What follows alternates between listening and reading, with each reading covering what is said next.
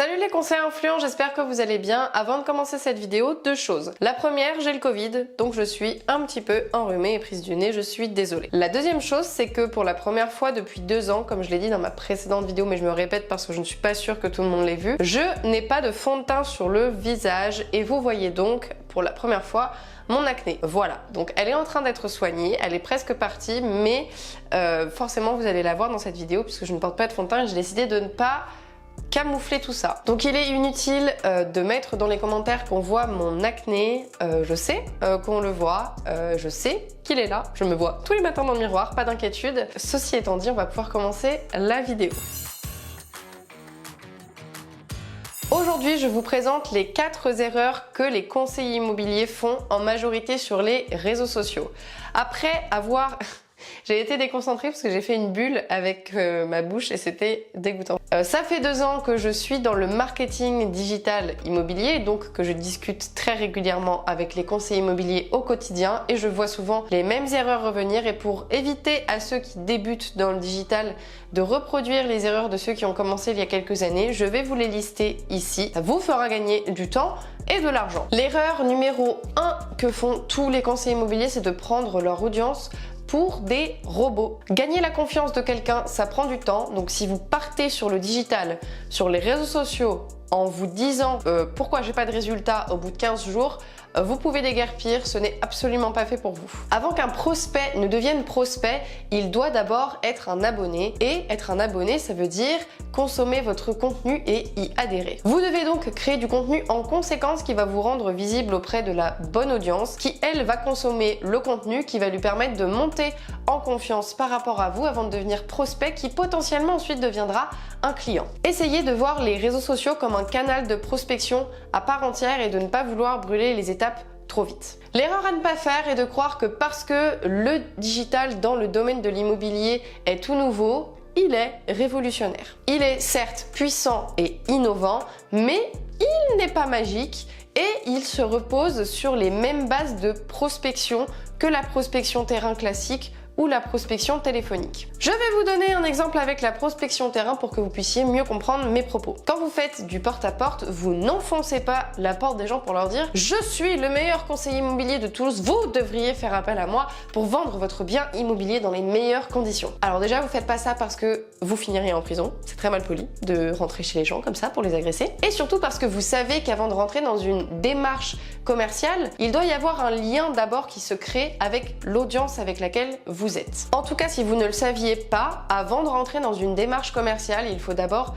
créer un lien auquel vous allez pouvoir vous accrocher pour ensuite enclencher la démarche commerciale. Sur le digital, sur les réseaux sociaux, c'est exactement la même chose. Vous devez d'abord réussir à réunir une audience que vous allez qualifier en montant le niveau de confiance, en créant un lien avec elle pour ensuite enclencher la démarche commerciale. Je vous ai pris un petit schéma pour vous expliquer un peu tout ça. Vous voyez sur ce schéma que le mot proposition et même le mot vente se trouve en tout dernier dans le processus. Car en premier lieu, vous devez prospecter, c'est-à-dire créer le bon contenu auprès de la bonne audience. Ensuite, une fois que vous avez créé du contenu qui va attirer la bonne audience, vous devez qualifier. Ensuite, une fois que vous aurez qualifié, c'est-à-dire une fois que vous aurez alimenté de contenu, que vous aurez créé la confiance, vous aurez créé des liens avec votre audience, vous pourrez enclencher la proposition commerciale et la vente. Et je vous dis depuis tout à l'heure de commencer à proposer du commercial quand l'audience est qualifiée parce que un abonné n'est pas forcément un abonné qualifié.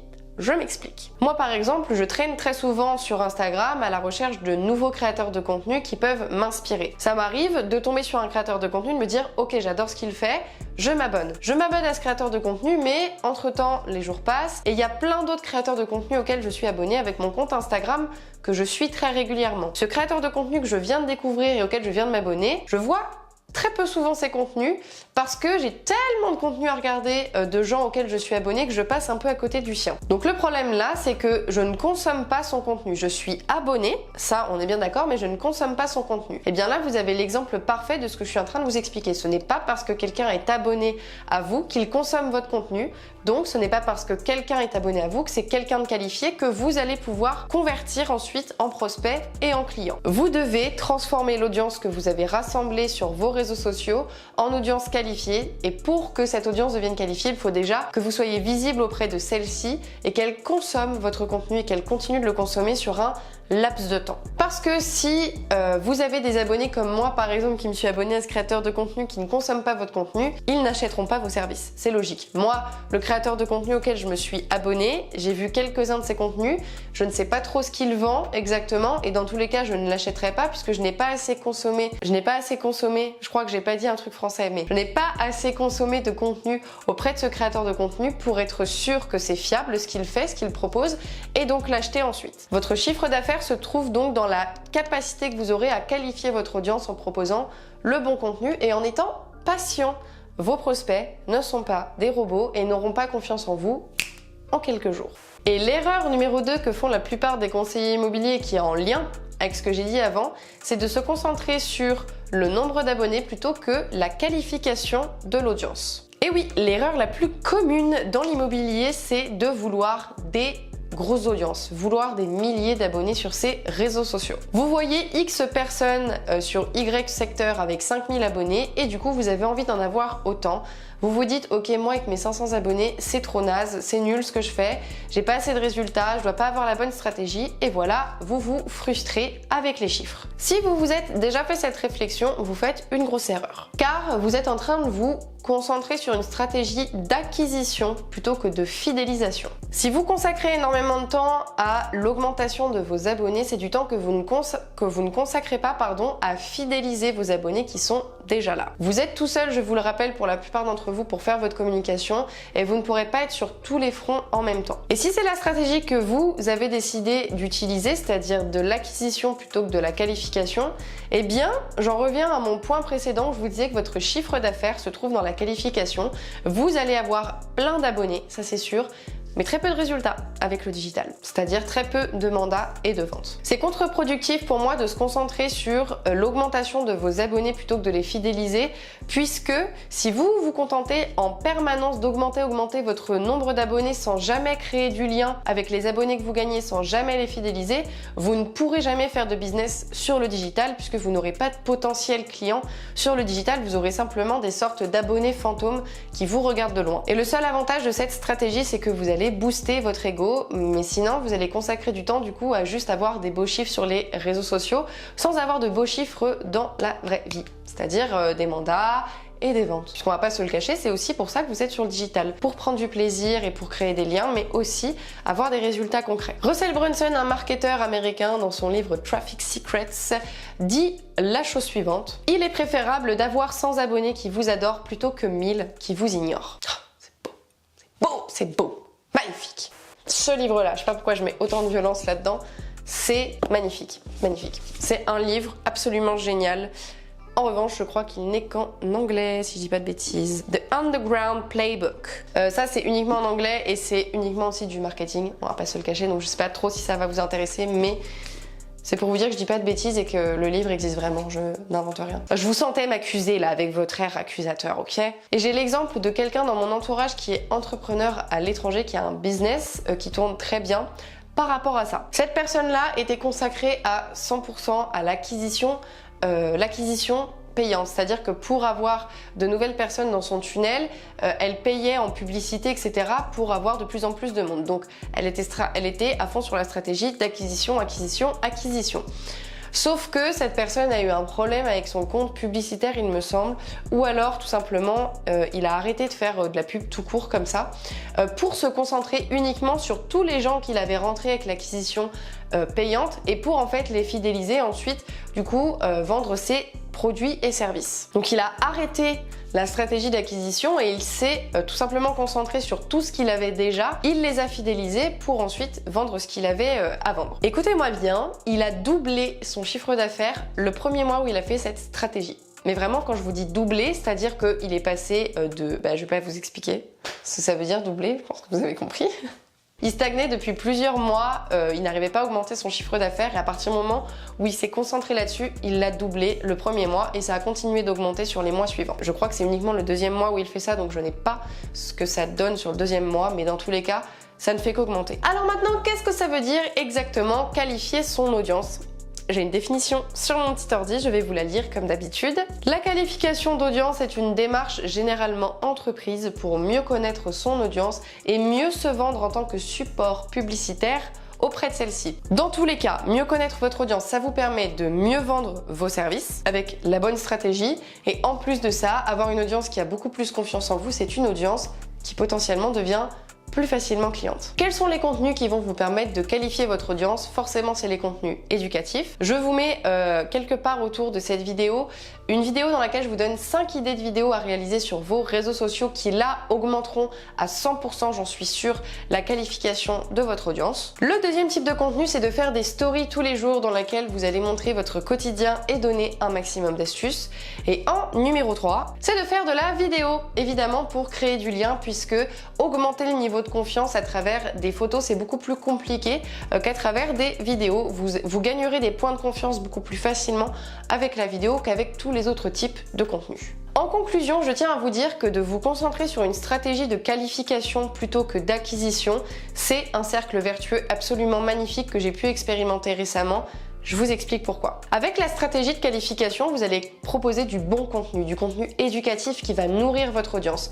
Votre audience va donc commencer de plus en plus à aimer ce que vous faites et devenir fidèle. Et tellement fidèle qu'elle va finir par vous recommander autour d'elle. Ah, t'as vu ce conseiller immobilier? Moi, je le suis depuis 6 mois, il fait des super vidéos, tu devrais aller le suivre. Et donc, la stratégie de fidélisation devient une stratégie d'acquisition. Si vous arrivez à fidéliser les gens qui sont déjà là, ils vont vous recommander auprès de nouvelles personnes et vous allez avoir de plus en plus de gens qui vous suivent sans que vous n'ayez rien à faire en plus. Tout se fera en automatique par magie. C'est pas par magie, ce sera grâce à votre travail, mais vous m'avez compris. Et donc je vous disais, moi j'ai pu l'expérimenter récemment avec Conseil Influent pendant des mois. J'ai travaillé sur ma stratégie de contenu pour qualifier mon audience. J'ai énormément échangé ces dernières années avec les conseillers immobiliers en message privé pour créer des liens avec eux. Et au final maintenant, ça se fait tout seul. En fait, les conseillers immobiliers recommandent le compte de Conseil Influent. Ils parlent entre eux aux séminaires, aux événements, dans les agences. Et du coup, il y a des abonnés, des conseillers immobiliers qui viennent tous les jours sans que je n'ai absolument rien à faire sur tous nos comptes. L'erreur numéro 3, c'est de se concentrer uniquement sur une stratégie organique. Qu'est-ce que c'est une stratégie organique? C'est une stratégie gratuite, c'est-à-dire produire du contenu sur Instagram, Facebook, YouTube, LinkedIn. C'est en opposé à la stratégie payante qui est de faire de la publicité payante sur Facebook, Instagram, YouTube, LinkedIn. La meilleure stratégie sur le digital est d'avoir une stratégie organique et une stratégie payante. Je vous explique pourquoi avec un exemple. Numéro 1, vous avez simplement une stratégie organique. C'est-à-dire que vous produisez du contenu uniquement sur Instagram et Facebook par exemple. Il suffit qu'un jour, on ne sait pas pourquoi, Instagram ou Facebook disparaissent de la surface de la Terre, vous n'avez plus rien. Idem, il suffit qu'il y ait un bug pendant X jours, on ne sait pas pourquoi sur ces plateformes, vous n'avez plus rien. Alors que si vous avez par exemple la stratégie payante à côté, que vous avez acquis du lead et que vous avez ça dans vos campagnes, etc., et que vous avez votre propre data, vous n'avez pas tout perdu. Vous n'avez plus vos comptes sur vos réseaux sociaux et plus de moyens de communiquer pour le moment sur ces réseaux sociaux s'ils ont disparu ou s'ils sont bloqués pour X ou Y raison. Mais grâce à la stratégie payante, vous avez acquis du lead, de la data qui vous appartient avec lequel vous pouvez communiquer par email, par message, etc., etc. Numéro 2, vous n'avez que la stratégie payante où là, vous ne faites qu'acquérir du lead.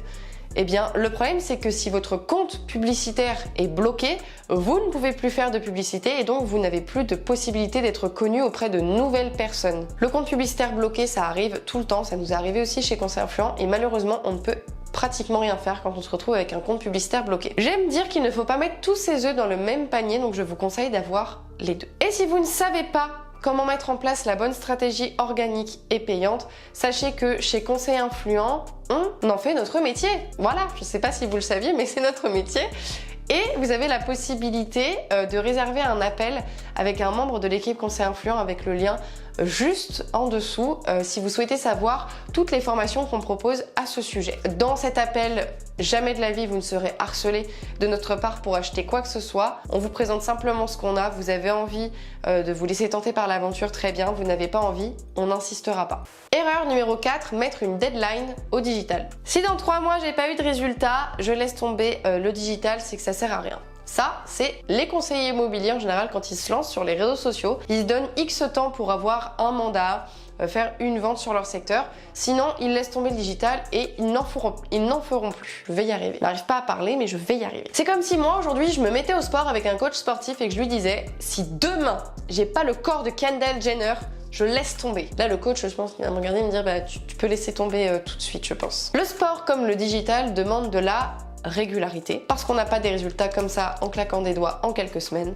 Ça demande également du travail, parce qu'on n'a pas de résultats non plus en se tournant les pouces, et ça demande de la patience. Les résultats sont visibles sur le long terme pour une raison assez simple qu'on a déjà vu au début de cette vidéo, c'est que la confiance, ça met du temps à s'installer avec votre audience, ça met du temps de qualifier une audience, il faut donc être patient. De plus, si vous commencez sur les réseaux sociaux et que vous partez directement en vous disant si j'ai pas de résultat, j'arrête, vous êtes directement dans une démarche dite intéressée. Et ça, je peux vous assurer que votre audience va le sentir et elle va faire en sorte de se diriger vers quelqu'un d'autre qui aura une démarche moins commerciale et plus désintéressée. Parce que les gens vont toujours privilégier quelqu'un qui se tourne autour de la relation et du partage plutôt que du commercial. Je vous conseille d'aller sur le digital de manière désintéressée en vous disant je vais publier tant de fois par semaine et je vais m'y tenir, je vais rencontrer des gens, je vais gagner en visibilité, dans tous les cas ça ne peut que m'apporter du bon et ensuite pour les résultats, une fois que ce sera lancé, ça ira bien mais il faut que je sois patient en attendant. Et d'ailleurs les résultats sur le digital ce n'est pas que les mandats et que les ventes ou que les estimations, c'est aussi une augmentation de votre visibilité de par le nombre d'augmentation d'abonnés, de j'aime, de commentaires, de partages, peut-être des confrères qui vont vous dire que c'est top ce que vous faites, qui vous demandent comment vous faites, ça peut être, je sais pas, des gens qui vous reconnaissent dans la rue, des clients qui sont beaucoup plus à l'aise avec vous en rendez-vous et vachement moins froids et réticents. Bref, il y a plein de possibilités de résultats sur digital, faut pas uniquement se fixer sur les mandats. Et voilà pour les 4 erreurs que font les conseillers immobiliers avec le digital. Est-ce que vous faisiez l'une de ces 4 erreurs? Je suis sûre que oui, la plupart des conseillers immobiliers font au moins une de ces 4 erreurs. Dites-moi en commentaire. J'espère que cette vidéo vous a plu. Si c'est le cas, laissez un petit like et abonnez-vous à cette chaîne si ce n'est pas déjà fait pour ne rater aucun de mes contenus. Il y a eu un bruit bizarre là, non? Sur ce, je vous souhaite une belle journée, une belle soirée, ça dépend quand est-ce que vous regardez cette vidéo. Je dis tout le temps ça. Et je vous dis à très bientôt. Ciao!